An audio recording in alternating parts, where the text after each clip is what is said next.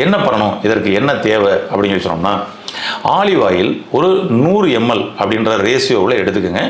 நீங்கள் உங்களுடைய அளவு அதிகமாக தேவைப்படுறதுக்கு தக்கன அந்த ரேஷியோவை மாற்றிக்கலாம்.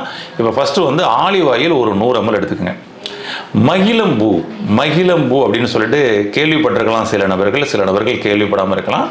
மகிழம்பூ இன்னைக்கு வந்து அதை வந்து உலர்த்தி காய வச்சு அதை வந்து வச்சுருப்பாங்க. சில நாட்டு மருந்து கடைகளில் கிடைக்கும். அந்த மகிழம்பூ வாங்கிக்கோங்க.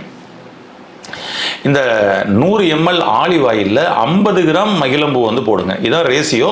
உங்களுக்கு அளவு வேணும்னா இதை நீங்கள் அப்படியே ட்ரிபிளாக நீங்கள் வந்து பண்ணிக்கலாம். அதிகமாக வேணும் அப்படின்னா அந்த 50 கிராம் மகிழம்பூ போட்டு அதை வந்து சூரியப்புடம் அப்படின்னு சொல்லுவாங்க. சரிங்களா? அந்த சூரியன் அதன் மீது படுற மாதிரி மேலே கொண்டு போய் மொட்டை மாடியில் நீங்கள் வந்து வெளியில் வச்சுருங்க.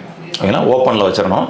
அந்த சூரிய ஒளி அதன் மீது பட்டு அந்த சூரியனே வந்து அதாவது அதை வந்து காய்ச்சும். அவ்வளோதான்.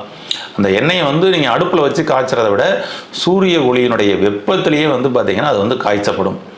அப்போ மகிழம்பூவோட எசன்ஸ் அப்படியே ஃபுல்லாக இறங்கும். மகிழம்பூவோட எசன்ஸ் இறங்கி அந்த ஆயிலோட கலர்ஸ் வந்து பார்த்திங்கன்னா அப்படியே கொஞ்சம் கொஞ்சமாக மாறும்.